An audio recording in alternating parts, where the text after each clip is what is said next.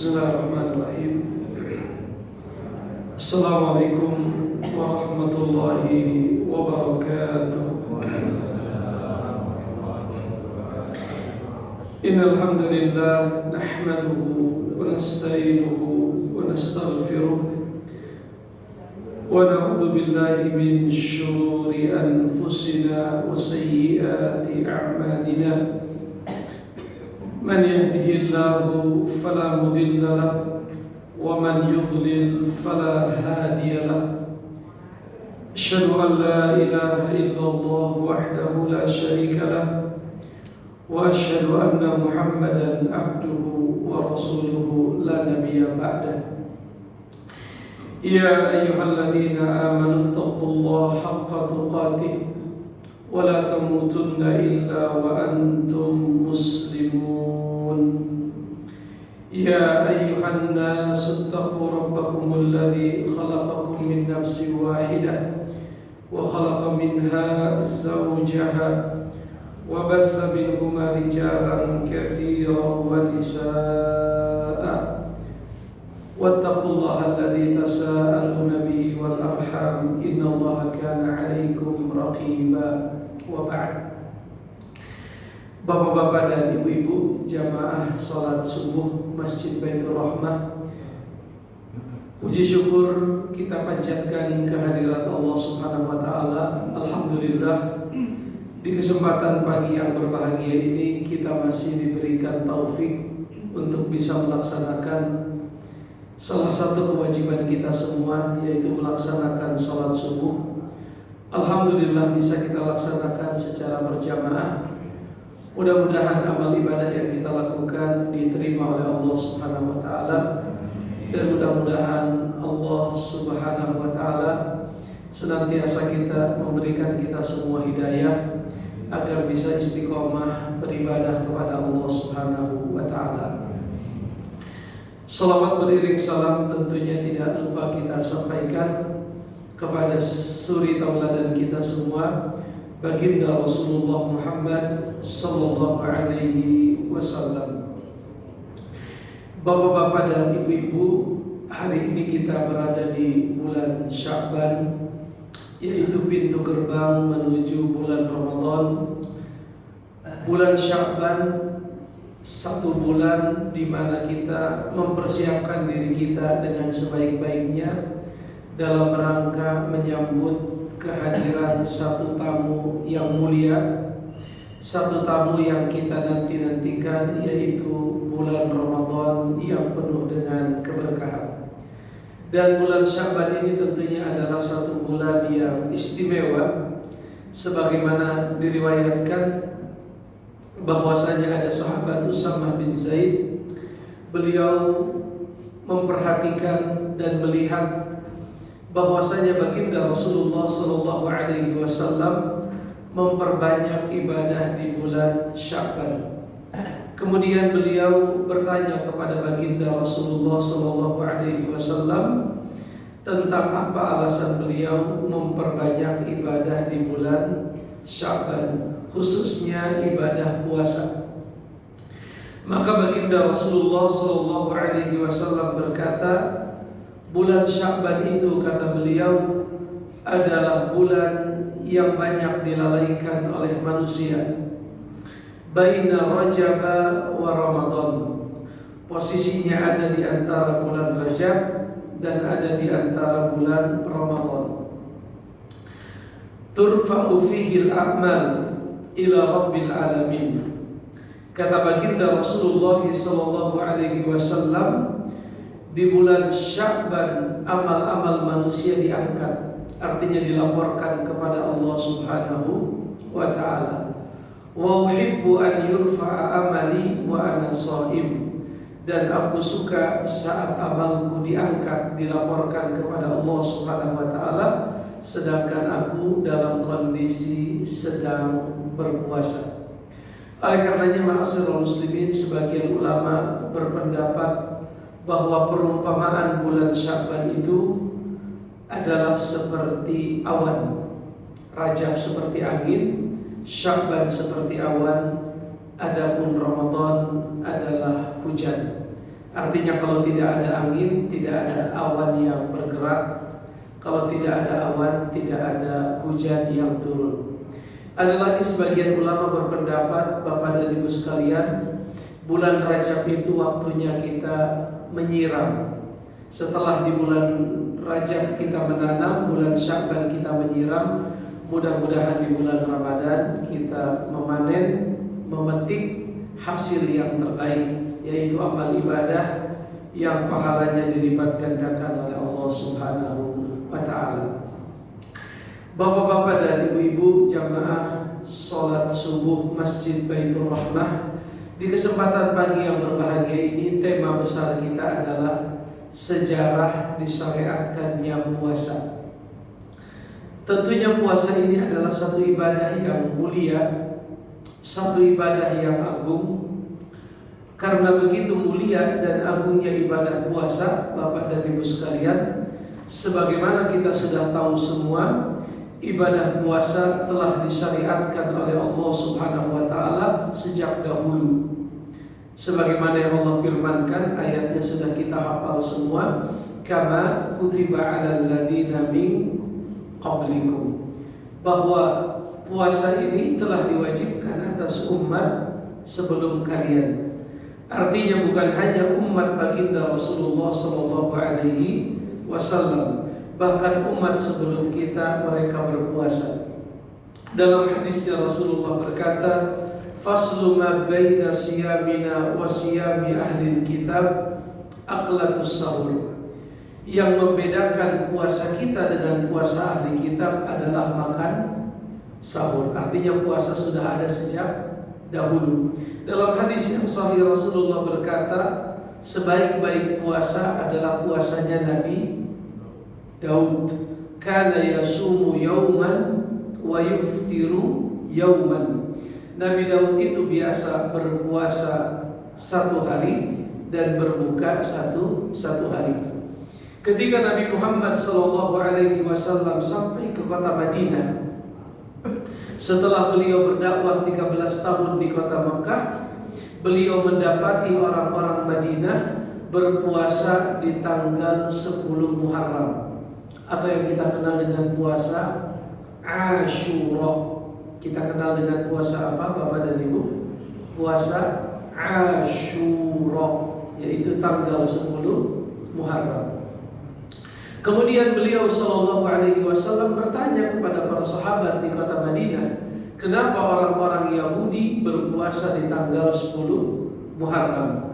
Maka mereka berkata, puasa 10 Muharram itu menurut keyakinan orang-orang Yahudi adalah puasa kana yasumuhu Musa, adalah puasa yang sudah dilakukan oleh Nabi Musa sebagai bentuk rasa syukur kepada Allah Subhanahu wa ta'ala, karena di tanggal 10 Muharram tersebut Allah Subhanahu wa ta'ala menyelamatkan Nabi Musa dan Bani Israel dari kejaran Fir'aun.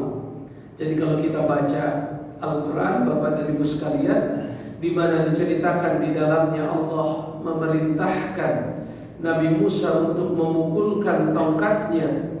Kemudian tongkat itu dipukulkan oleh Nabi Musa, lalu Laut Merah terbelah menjadi apa?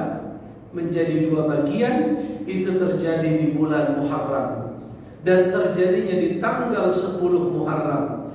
Oleh karenanya sebagai bentuk rasa syukur kepada Allah Subhanahu wa ta'ala, Nabi Musa dan Bani Israel setiap datang tanggal 10 Muharram mereka berpuasa sebagai bentuk rasa apa? Rasa syukur.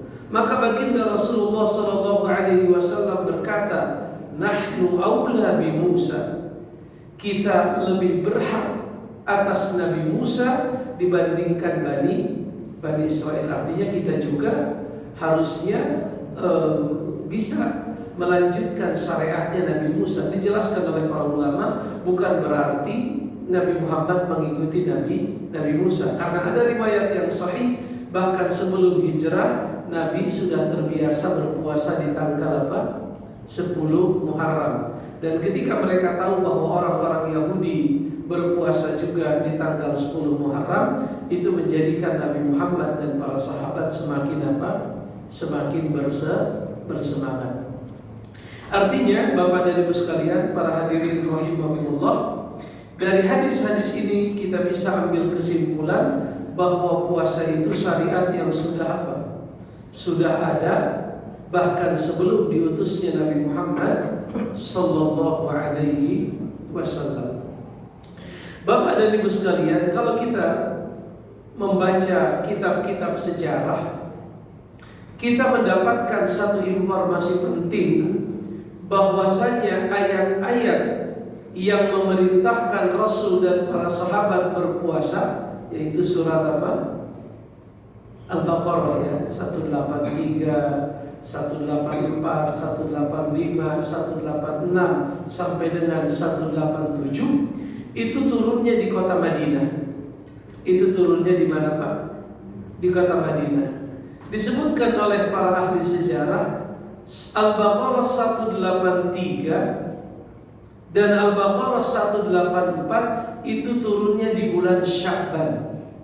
Turunnya di bulan Sya'ban, tepatnya di tahun kedua Hijriah.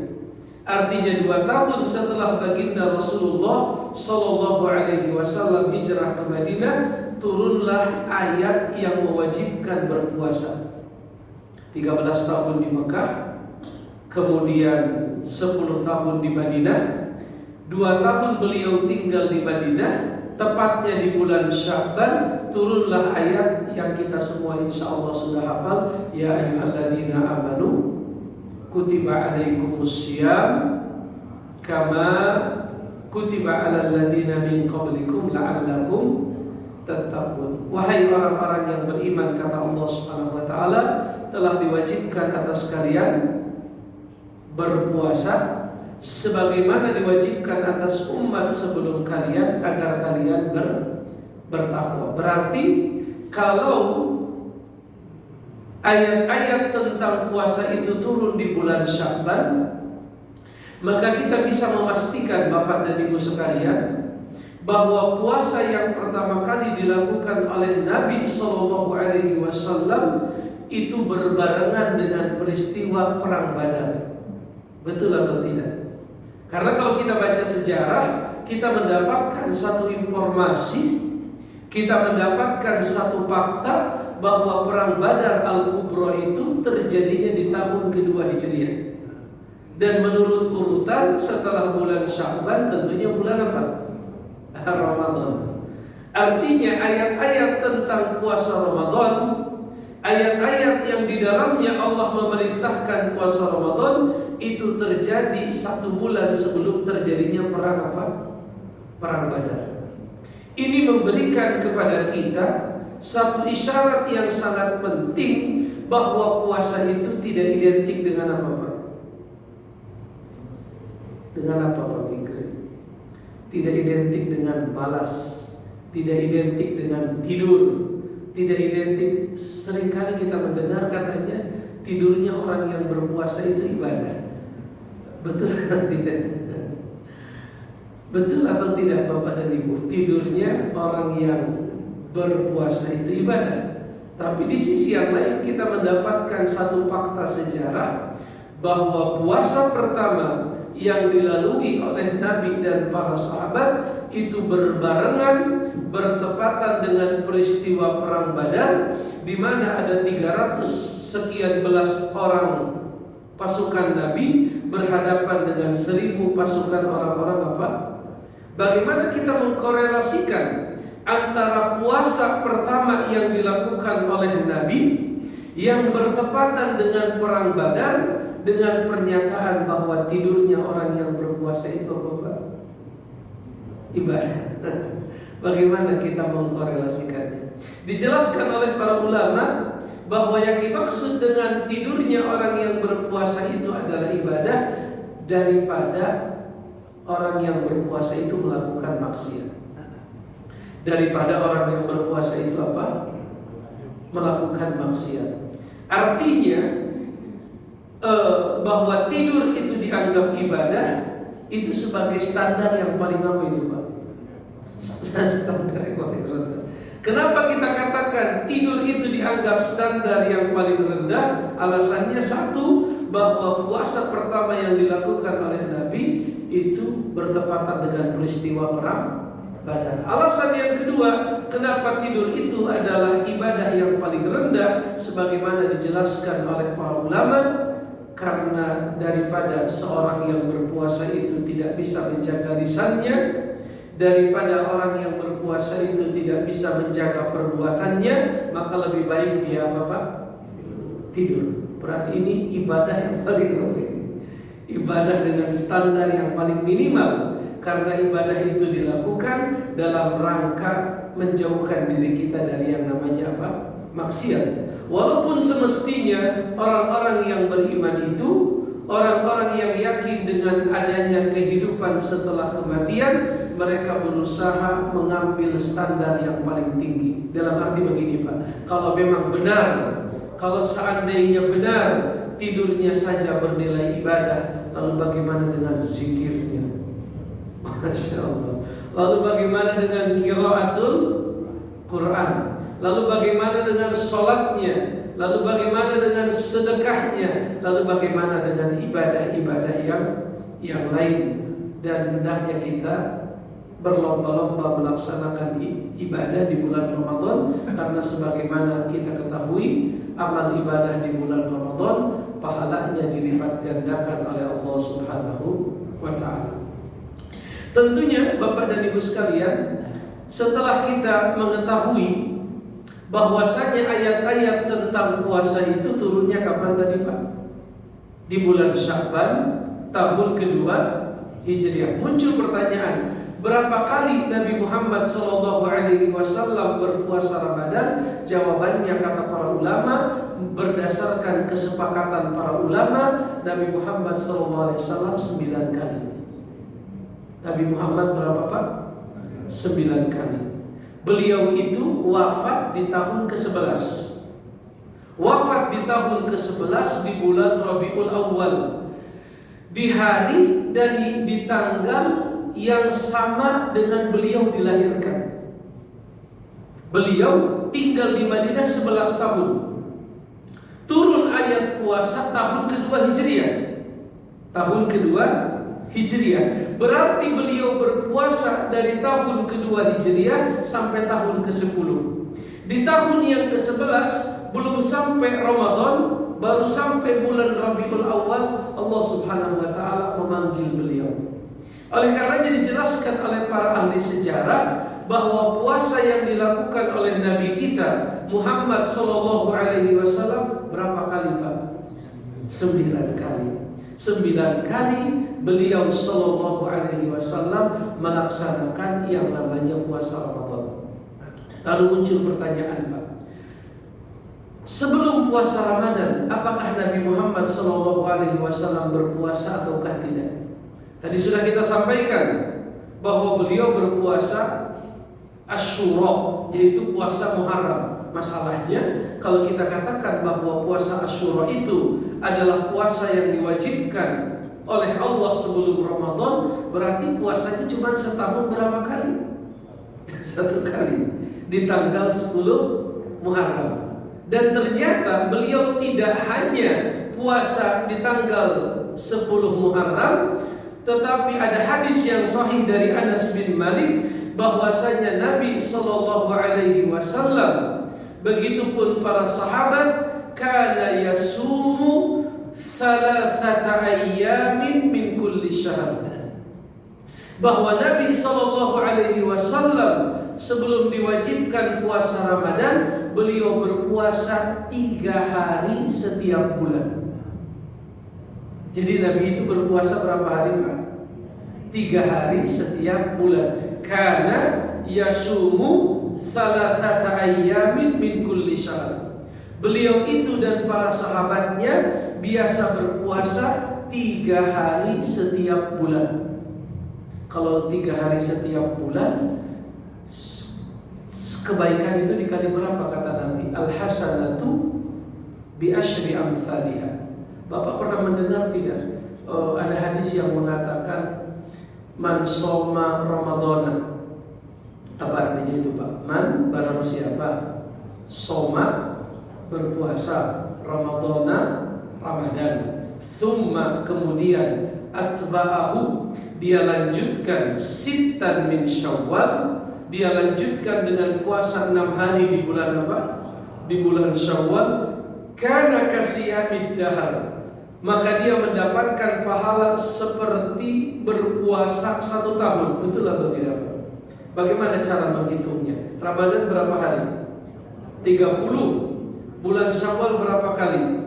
6. 30 tambah 6, 36. Al-hasanatu bi asyri amsalihha, kebaikan itu dikali 10. 36 dikali 10 360. Lalu kalau kita misalnya berpuasa rutin 3 hari tiap bulan, kebaikan dikali 10, berarti siapa yang puasa 3 hari minimal dalam setiap bulan, pahalanya seperti puasa berapa? 1 tahun. Betul atau tidak? Barang siapa yang istiqomah puasa minimal 3 hari setiap bulan, maka seolah-olah dia puasa berapa? 1 tahun. Karena siapa yang puasa 3 hari setiap bulan, seolah-olah dia puasa 30 hari. Karena 1 kali puasa dikali 10. Lalu 10 kalau kita 3 hari puasa 30. Maka kalau 1 tahun kita istiqomah, seolah-olah kita puasa sebanyak berapa kali Bapak? Sebanyak 1 tahun. Itu yang terjadi sebelum diwajibkannya apa Pak? Puasa Ramadan. Tetapi setelah diwajibkannya puasa Ramadan, sebagaimana dijelaskan oleh para ulama, puasa 3 hari setiap bulan yang tadinya wajib berubah menjadi sunnah. Itulah barangkali yang hari ini kita sebut dengan Ayyamul Bid. Dan qadarullah hari ini bertepatan dengan Ayyamul Bid ya. 13, hari ini 13 Sya'ban kalau saya tidak salah. Besok 14, lusa 15. Gimana bapak-bapak, ada yang puasa hari ini? Ada, alhamdulillah. Kalau yang bisa berpuasa alhamdulillah. Kalaupun tidak ya minimal besok tuh ya, hari apa? Hari Senin. Ustaz, bisa nggak kalau saya hari ini tidak berpuasa, tetapi saya puasanya Senin, Selasa, Rabu misalnya, atau disambung Kamis boleh? Ya, apalagi di bulan Sya'ban itu sebagaimana diceritakan oleh istri Nabi, bahwa Nabi tidak pernah melaksanakan puasa sunnah sebanyak puasa yang beliau lakukan di bulan apa? Di bulan Sya'ban. Jadi kalau bulan Sya'ban silahkan diperbanyak melaksanakan puasa. Hanya saja ada hadis yang mengatakan bahwa Nabi bersabda, la taqaddamu ramadhana bisawmi yaumin aw yaumaini. Janganlah kalian, kata Nabi, mendahului puasa Ramadan dengan puasa 1 hari sebelumnya atau 2 hari sebelumnya. Artinya kalau sudah tinggal tersisa bulan Sya'ban 1 hari atau 2 hari, itu jangan puasa lagi. Kata Nabi, illa rajulun yasumu sauman, kecuali kalau kalian memang sudah biasa puasa sunnah, falyasumhu, silahkan kalian berpuasa. Artinya kalau nanti kita sudah tanggal 28 Sya'ban, berarti kalau 28 Sya'ban itu bulan ini akan jatuh bertepatan dengan tanggal 16 Februari. 16 Februari itu 28 Sya'ban. 17 Februari itu bertepatan dengan 29 Sya'ban. 29 Februari 17 Februari itu adalah sidang isbat. Kalau seandainya nanti 17 Februari itu hilal kelihatan, berarti kita puasanya 18 Februari. Artinya bulan Sya'ban hanya 29 hari. Tetapi kalau seandainya nanti tanggal 17 Februari hilalnya tidak terlihat, maka bulan Sya'ban digenapkan menjadi 30 hari, maka kita puasanya tanggal 19 Februari. Dan diprediksi tahun ini katanya ada kemungkinan beda ya. Bapak-bapak dan ibu-ibu sudah dengar informasi ini.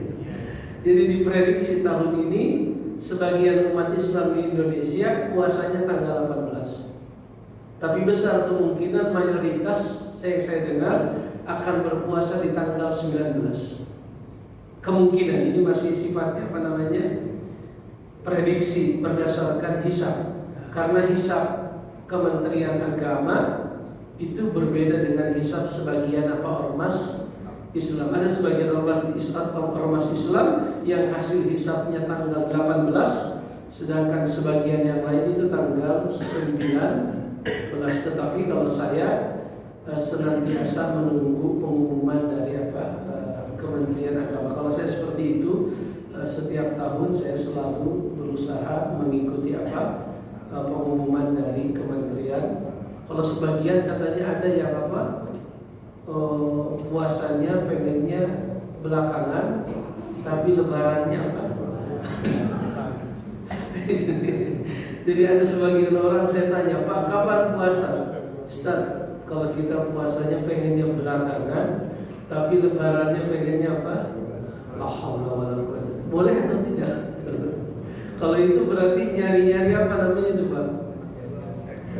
Nyari-nyari kemudahan. Harusnya dalam beribadah itu ukurannya bukan apa? Bukan mencari kemudahan, tetapi cari pendapat yang lebih yang lebih kuat, cari pendapat yang walaupun itu masalah khilafiyah kan ada pendapat yang rajih begitu ya. Menurut kita ada pendapat yang lebih kuat, ada pendapat yang marjuh. Marjuh itu pendapat yang tidak lebih kuat. Berarti Nabi Muhammad puasa berapa kali Bapak dan Ibu? 9 kali. Dari mulai tahun kedua Hijriah sampai dengan tahun ke-10 Hijriah.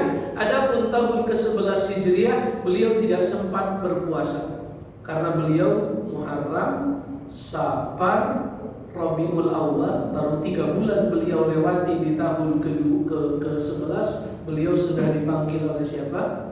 Oleh Allah Subhanahu wa taala, dan beliau wafat di usia berapa Bapak dan Ibu? 63 tahun. Yang selanjutnya Bapak dan Ibu sekalian, Al-Imam Ibnu Katsir di dalam tafsir Ibnu Katsir membawakan riwayat dari Imam Ahmad. Sebuah hadis yang diriwayatkan oleh siapa Pak? Imam Ahmad bin Hanbal. Imam Ahmad bin Hanbal meriwayatkan sebuah hadis dari Mu'adz bin Jabal. Siapa itu Mu'adz bin Jabal Pak? Sahabat Nabi. Mu'adz bin Jabal itu sahabat yang diutus oleh baginda Rasulullah SAW untuk berdakwah ke negeri Yaman. Itu namanya siapa Pak?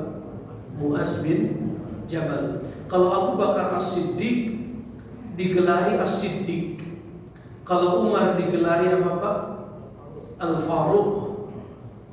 Kalau Ibnu Abbas itu gelarnya adalah Hibrul Ummah, ulamanya orang yang paling paham ilmu tafsir.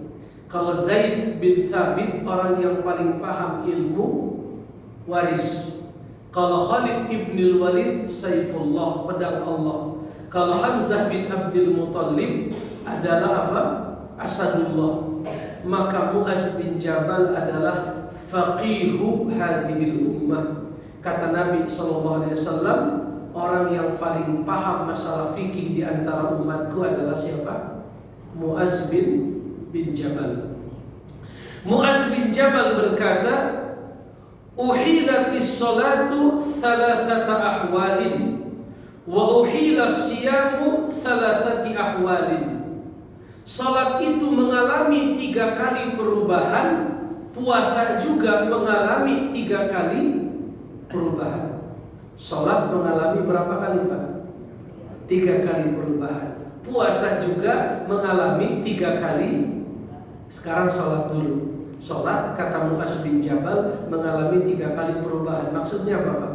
Pertama, ketika Nabi Muhammad SAW di kota Mekah, beliau melaksanakan salat menghadap Masjidil Aqsa sekaligus menghadap Ka'bah. Kalau Bapak bayangkan, namanya Ka'bah itu kan ada beberapa rukun Pak ya. Rukun itu sudut, tiang. Ada rukun Yamani kan begitu ya. Ada rukun Hajar Aswad, ada rukun Irak, ada rukun Syam. Maka ketika Nabi Muhammad SAW berdakwah di kota Mekah 13 tahun, kemudian di kemudian hari terjadi peristiwa Isra dan Mi'raj, kemudian di kemudian hari sahabat yang mulia Umar bin Khattab masuk Islam, Hamzah bin Abdul Muthalib masuk Islam, yang tadinya para sahabat tidak berani melaksanakan sholat di sekitar Ka'bah. Semenjak masuk Islamnya Umar, mereka jadi berani apa? Sholat di dekat Ka'bah. Maka diceritakan oleh para ulama bahwa ketika Nabi melaksanakan sholat setelah Isra dan Mi'raj, sholatnya seperti kita, Pak, 5 waktu. Sholatnya berapa waktu? Karena setelah peristiwa Isra dan Mi'raj yang terjadi menurut sebagian ulama, yaitu di bulan di bulan Rajab, terjadinya di bulan apa? Di bulan Rajab, Allah wajibkan sholat 5 waktu. Nabi sholatnya menghadap Masjidil Aqsa sekaligus menghadap Ka'bah. Bisa atau tidak, Pak? Bisa. Karena kalau kita sholat menghadap namanya rukun Syam. Apa itu rukun Syam, Pak? Tiang Ka'bah yang menghadap negeri Syam. Negeri Syam itu ya Masjidil Aqsa dan sekitarnya. Subhanalladzi asra bi 'abdihi lailan minal masjidil haram ilal masjidil aqsa alladzi barakna haulahu. Dalam hadis Nabi kita berkata, Allahumma barik lana fi syamina. Ya Allah, berkahilah negeri Syam milik kami, kata Nabi Muhammad SAW. Dan itu kondisi yang pertama, Pak. Nabi sholat menghadap Ka'bah sekaligus menghadap apa? Menghadap Masjidil Aqsa. Setelah beliau berdakwah 13 tahun di kota Mekah, beliau diperintahkan oleh Allah hijrah ke mana? Ke Madinah. Apa yang terjadi? Sesampainya di Madinah, Nabi sholat menghadap Masjidil Aqsa. Karena kalau beliau di Madinah tidak seperti di Mekah. Kalau di Mekah masih bisa, Pak, sholat menghadap Ka'bah sekaligus apa? Masjidil Aqsa. Tapi ketika beliau hijrah ke Madinah, kalau beliau sholat menghadap Masjidil Aqsa, maka beliau otomatis membelakangi apa? Membelakangi Ka'bah. Dan itu dijelaskan oleh para ahli sejarah, terjadinya 16 bulan. Berapa bulan, Pak? 16, dalam riwayat 17 bulan. Ya. Lalu apa? Setelah 16 bulan, setelah 17 bulan, Nabi sholat menghadap Masjidil Aqsa dan beliau membelakangi Ka'bah. Beliau, Nabi kita Muhammad SAW, tidak henti-hentinya berdoa meminta kepada Allah agar dikembalikan kiblatnya menghadap apa? Ka'bah. Maka itulah maksud dari firman Allah, qad nara taqalluba wajhika fis sama. Kami melihat, wahai Nabi Muhammad, wajahmu bolak-balik ke langit. Maksudnya apa, Pak? Qad nara, kami telah menyaksikan, taqalluba wajhika fis sama, wajahmu itu bolak-balik menatap ke langit. Maksudnya apa itu, Bapak dan Ibu? Maksudnya Nabi nunggu-nunggu wahyu. Kapan wahyu itu turun? Memerintahkan beliau sholat menghadap kiblatnya Nabi Ibrahim, yaitu Ka'bah. Maka Allah berfirman, qad nara taqalluba wajhika fis sama, kami telah melihat wajahmu yang bolak-balik menatap langit.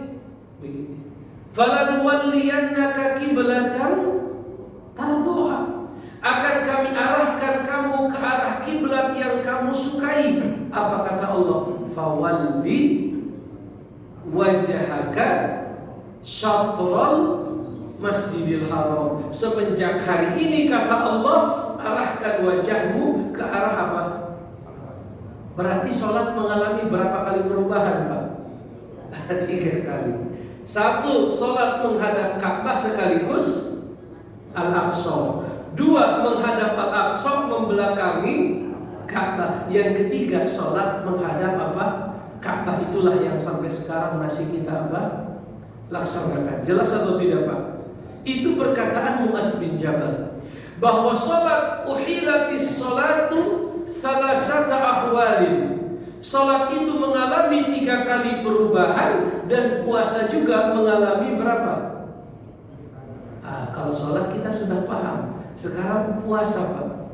Puasa 3 kali perubahan. Siapa di antara Bapak dan Ibu yang tahu pertama kali Nabi diwajibkan puasa di mana itu aturannya? Wajibnya puasa dengan surat apa, Pak? Al-Baqarah ayat berapa? 183. Bunyinya gimana? Ya ayyuhalladzina amanu kutiba alaikumusiyam kama kutiba alal ladzina min qablikum la'allakum tattaqun. Ayyaman, apa artinya ayyaman ma'dudat? Hari-hari yang tertentu, hari-hari yang sedikit. Faman kana minkum maridun, siapa yang sakit, au ala safarin, atau siapa yang melakukan safar. Apa itu safar, Pak?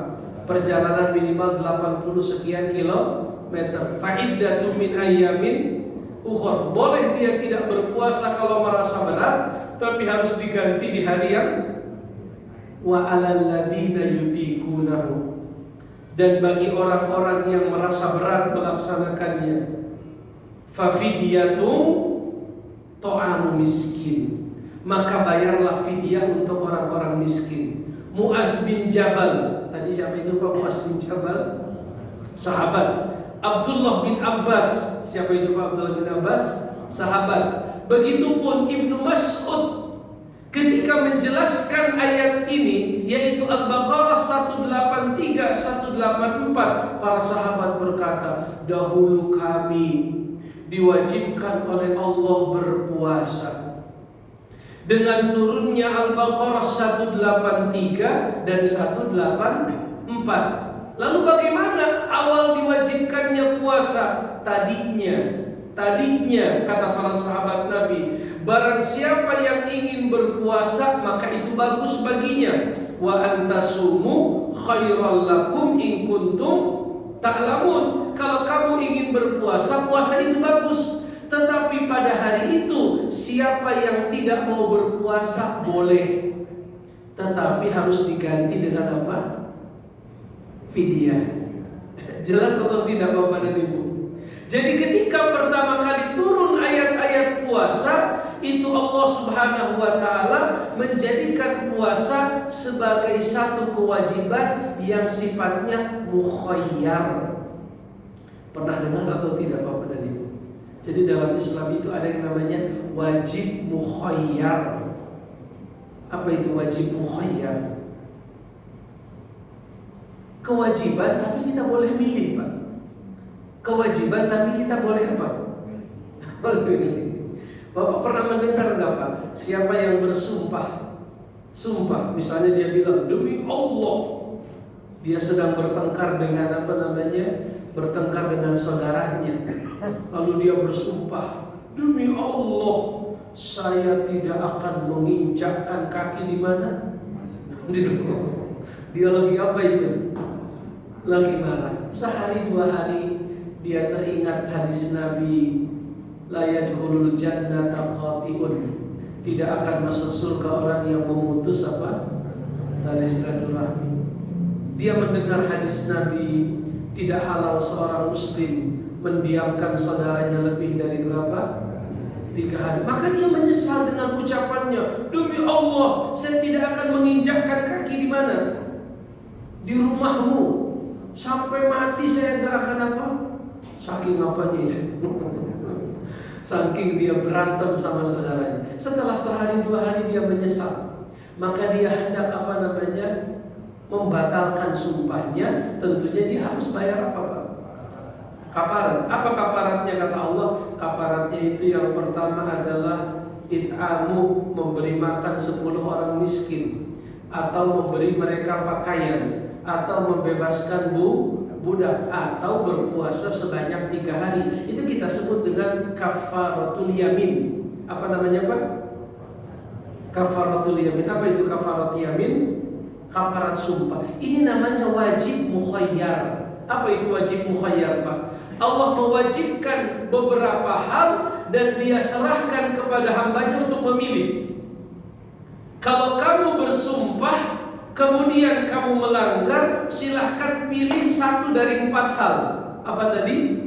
Kasih makan 10 orang miskin, atau berikan mereka pakaian, atau kamu membebaskan budak, atau kamu puasa berapa? 3 hari. Itulah yang terjadi, kata para sahabat Nabi, ketika Allah pertama kali mewajibkan puasa. Jelas atau tidak Bapak dan Ibu? Jadi ketika pertama kali Allah Subhanahu wa ta'ala mewajibkan puasa, Allah memberikan pilihan. Silahkan kalian berpuasa, dan puasa itu bagus sebagaimana diwajibkan atas umat sebelum kalian. Tapi kalau kalian tidak mau puasa, boleh. Sebagai gantinya apa Pak? Fidyatun ta'amu miskin. Kalian wajib membayar fidyah dalam bentuk memberi makan orang. Dan begitulah puasa pertama kali disyariatkan oleh Allah. Mungkin hikmahnya apa Pak? Kira-kira apa hikmahnya? Apa hikmahnya? Kenapa enggak sekaligus diwajibkan? Mungkin biar enggak apa Pak? Biar enggak kaget. Dan dalam Islam sering kayak begitu ya. Kayak misalnya khamar itu kan enggak sekaligus, betul tidak Pak? Pertama kali turun ayat khamar, apa kata Allah? Di dalamnya ada manfaat, tetapi keburukannya lebih besar. Ayat kedua apa kata Allah? Jangan kalian mendekati sholat kalau lagi mabuk. Ayat ketiga Allah katakan apa? Sesungguhnya khamar, sesungguhnya berjudi, mengundi nasib, itu adalah rijsun min amali syaitan. Itu adalah haram dan dia perbuatan setan. Artinya seringkali Allah menurunkan syariat itu secara apa? Bertahap agar tidak kaget. Tahapan yang kedua, sebagaimana disebutkan oleh Mu'az bin Jabal, adalah dengan turunnya Al-Baqarah 185. Bunyinya gimana itu Pak? Al-Baqarah 185. Al-Baqarah 185. Syahrul Ramadan alladzi unzila fihi al-Qur'an. Bulan Ramadan adalah bulan diturunkannya hudan linnasi, sebagai petunjuk bagi manusia, wa bayyinat, Quran sebagai penjelasan minal huda wal furqan, dari petunjuk dan pembeda antara hak dan yang. Apa kata Allah? Faman syahida minkumus syahra falyasum. Barang siapa yang syahida. Apa itu syahida Pak? Kalau kita tidak baca tafsir, mungkin kita artikan barang siapa yang menyaksikan hilal, maka wajib dia berpuasa. Berarti kalau kita tidak menyaksikan hilal, berarti yang wajib puasa siapa? Yang melihat hilal.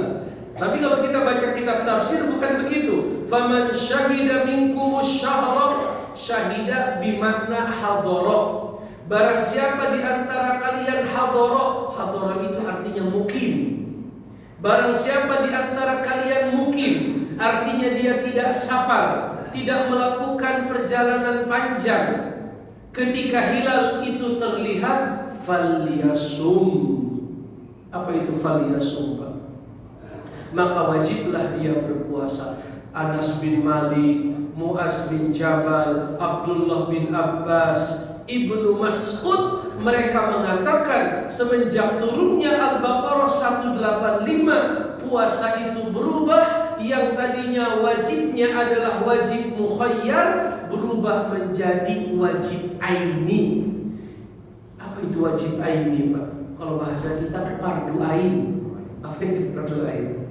Kalau tadinya boleh milih. Apa itu boleh milih? Boleh memilih antara berpuasa atau apa? Memberikan makan orang miskin. Tetapi semenjak turun Al-Baqarah 185, puasa itu tidak lagi bersifat fardun mukhayyarun, tetapi berubah menjadi fardu ain. Apa itu fardu ain? Siapapun wajib berpuasa. Yang diberikan keringanan hanyalah mereka yang memiliki uzur. Yang memiliki apa Pak? Nanti kalau kita bicara uzur, ada 2 Pak uzur itu Pak. Ada uzur yang bersifat sementara. Apa itu uzur yang bersifat sementara Pak? yaitu halangan yang bisa hilang. Apa itu halangan yang bisa hilang? Banyak Pak. Satu, kalau yang disebutkan dalam Al-Quran, sabar. Orang kalau sabar, apakah selamanya sabar? Tidak. Sakit itu banyak sakit yang ada harapan sembuh. Hamil pun sementara, betul? Atau terus-terusan hamil? Tidak. Menyusui sementara atau terus-terusan? Sementara. Kata para ulama, kalau uzurnya bersifat sementara, itu wajibnya mengqadha. Artinya mengganti puasa dengan puasa. Yang kedua, ada uzur yang bersifat sabit. Apa itu sabit, Pak? Tetap, nggak bisa hilang. Itu contohnya kata sahabat Nabi Abdullah bin Abbas, asy-syaikhu wasy-syaikhatu, yaitu yang sudah tua, baik bapak-bapak ataupun ibu-ibu yang sudah lanjut usia, yang kira-kira tidak lagi sanggup berpuasa, dia boleh tidak berpuasa, sebagai gantinya Bapak fidyah. Begitupun masuk kategori ini, yaitu orang yang sakit yang tidak ada harapan apa-apa sembuh. Itu pun mereka tidak wajib puasa, tapi harus membayar apa? Fidyah. Maka semenjak turunnya Al-Baqarah 185, puasa Ramadan yang tadinya bersifat pilihan sekarang menjadi apa-apa? Wajib. Artinya siapapun di antara orang Islam, selama dia muslim, dia balik, dia berakal, dia mukim, dia mampu, dia bersih dari haid dan nifas, maka wajiblah dia melaksanakan apa? Puasa Ramadan. Berarti itu perubahan yang keberapa, Pak? Yang kedua.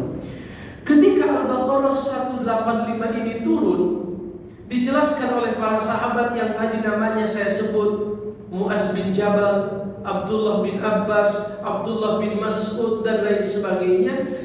Saat itu Bapak dan Ibu sekalian, apabila seseorang berpuasa, apabila seseorang apa-apa berpuasa, dia mulai, ya, dia tidak makan dan minum. Kemudian di waktu maghrib dia berbuka, Pak. Di waktu maghrib dia apa? Berbuka. Apabila di waktu maghrib dia berbuka, kemudian dia duduk, tidak lama kemudian datang waktu isya. Apabila datang waktu isya, maka dia tidak boleh makan dan minum sampai maghrib lagi. Berarti berapa jam itu puasanya, Pak? Kalau kita sekarang puasanya dari subuh sampai apa? Kalau di zaman Nabi, puasanya awal-awalnya itu dari habis isya sampai maghrib. Berapa jam itu, Pak? Ada sekitar ada 20 jam kurang lebih. Dari habis isya sampai apa? Sampai maghrib. Ya, dan isya tadi malam sampai apa? Sampai maghrib. Sampai terjadilah satu peristiwa, sebagaimana diceritakan oleh para ulama, diriwayatkan oleh Imam Ahmad dan lainnya. Disebutlah seorang sahabat yang bernama Qais bin Sirmah al-Ansari. Siapa namanya, Pak? Qais bin Sirmah al-Ansari. Ada apa dengan sahabat ini? Diceritakan bahwa satu ketika dia berpuasa. Orang-orang Ansor, Pak, orang-orang Ansor itu orang Madinah, itu rata-rata profesinya apa, Pak? Petani, betul? Orang-orang Ansor itu petani. Kalau orang-orang Mekah rata-rata apa? Pedagang. Orang Ansor itu petani, orang Mekah itu pedagang. Singkat cerita, disebutkanlah ada sahabat namanya Qais bin Sirmah al-Ansari. Di siang hari dia berpuasa. Menjelang malam, menjelang sore hari dia pulang ke rumahnya. Sampai di rumah sudah maghrib. Dan Bapak bayangkan, Pak, di awal-awal Nabi berdakwah di Madinah, kondisinya masih sulit. Tidak jarang Nabi mengikat perutnya dengan apa? Tradisi orang Arab, diikat dengan apa namanya? Dengan batu untuk mengurangi rasa lapar. Singkat cerita, dia sampai di rumahnya, lalu dia bilang ke istrinya, wahai istriku, ada makanan yang malam ini bisa kita makan. Masya Allah, belum ada. Dari tadi saya cari nggak dapat makanan. Tunggu sebentar, saya cari dulu keluar. barangkali ada rezeki yang bisa dibawa ke rumah. Suaminya bilang, ya sudah cepetan. Maka istrinya keluar ke rumah cari makanan. Lalu tidak lama istrinya pulang. Ketika dia pulang sudah waktu Isya, dan dia dapatkan suaminya sudah dalam kondisi ketiduran, Pak.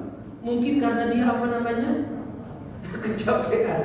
Lalu istrinya berkata, la haula wala quwata illa billah, ini sudah masuk Isya, suamiku tertidur dan dia belum makan apapun, sedangkan seharian dia bekerja. Singkat cerita, karena aturannya begitu, siapa yang ketiduran dan sudah masuk waktu Isya, maka dia harus melanjutkan puasanya sampai apa, Pak?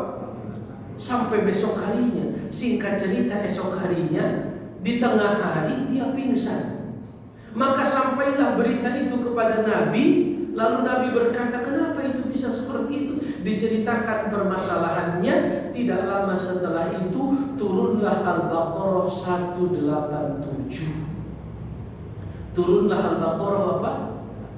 Berarti Al-Baqarah 187 turunnya tidak bersamaan dengan Al-Baqarah berapa?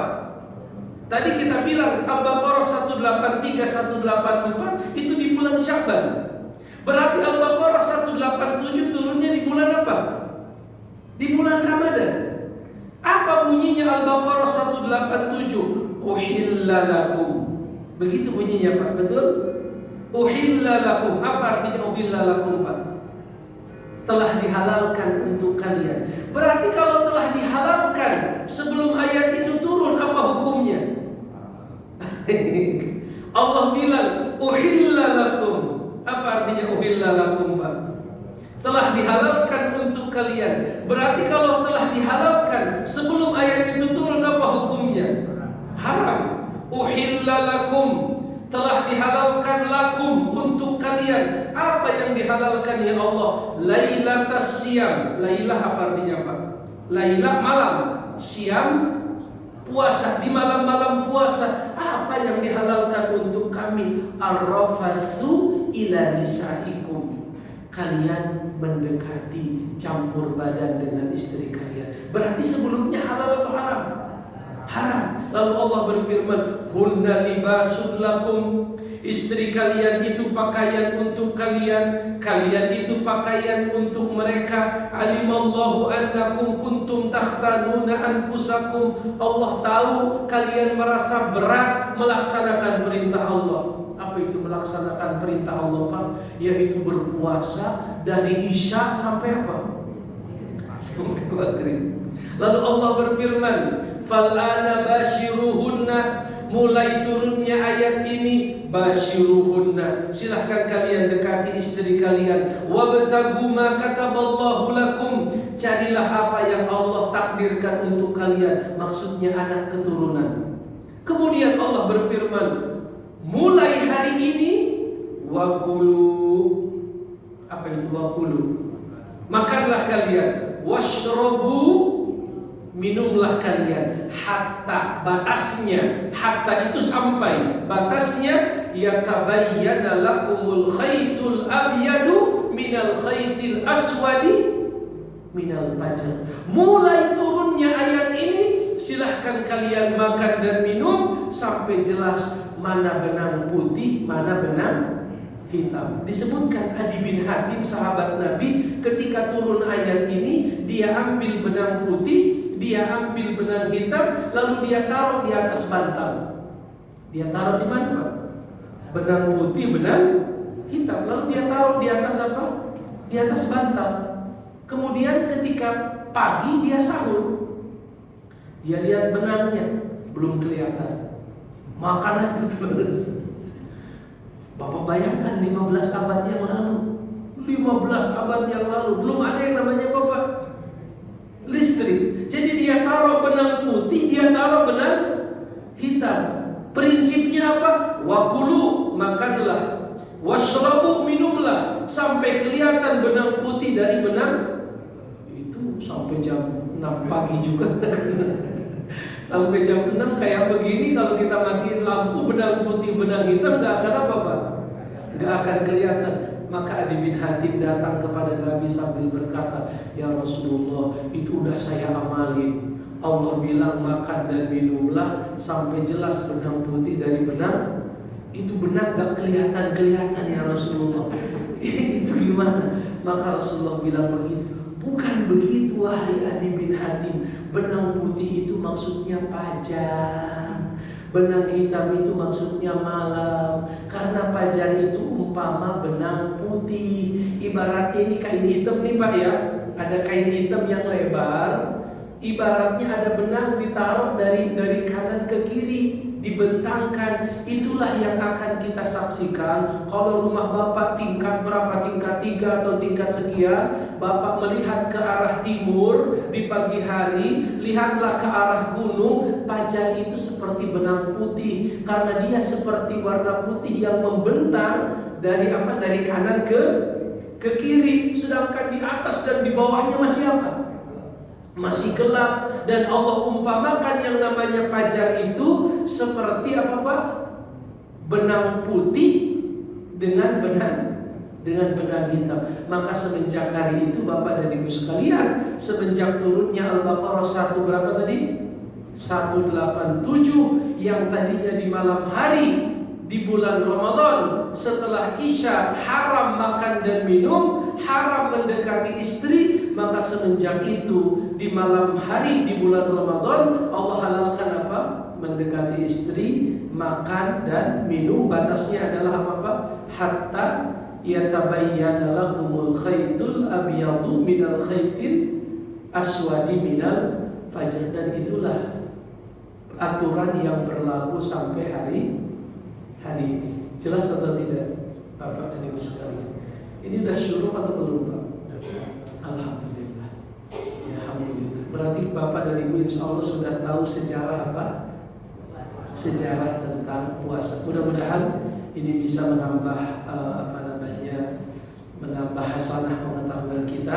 Dan mudah-mudahan kita berdoa kepada Allah, Allah sehatkan badan kita dan Allah pertemukan kita dengan bulan Ramadan. Dan mudah-mudahan Allah berikan kita taufik agar kita bisa bersungguh-sungguh di dalam melaksanakan ibadah di bulan Ramadan. Barangkali ini Bapak dan Ibu sekalian beberapa hal yang bisa kita bacakan. Sebelum kita akhiri, barangkali ada pertanyaan, dipersilakan. Silakan.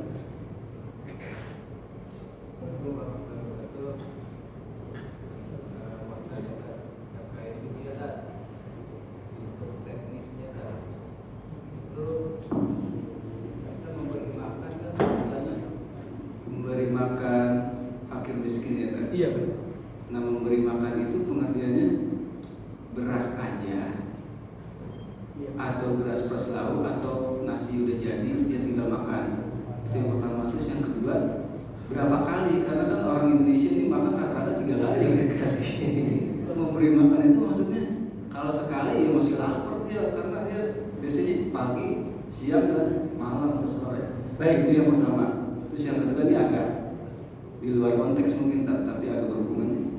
Yang tadi dibilang